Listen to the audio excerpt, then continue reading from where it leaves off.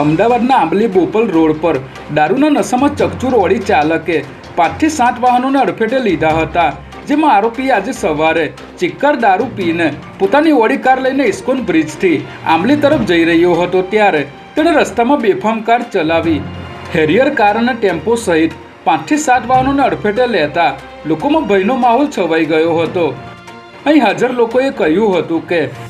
Car ચાલક નશાની હાલતમાં હતો અને અકસ્માત સર્જ્યા બાદ કારની અંદર બેસીને જ સિગરેટ પી રહ્યો હતો ત્યારે અકસ્માતની ઘટના બાદ પોલીસે કાર ચાલક રિપલ પંચાલની ધરપકડ કરી આગળની કાર્યવાહી હાથ ધરી છે। અમદાવાદ શહેરમાં હાલ હત્યા તેમજ ચોરી અને લૂંટના વધતા જતા ગુનાઓને કારણે શહેરમાં કાયદો અને વ્યવસ્થાની સ્થિતિ સતત કથળી રહી હતી ત્યારે અમદાવાદ શહેર પોલીસ કમિશનર દ્વારા શહેરમાં વધતા જતા ગુનાઓને ડામવા માટે ટાસ્ક ફોર્સની રચના કરવામાં આવી છે, જેમાં નોડલ ઓફિસર તરીકે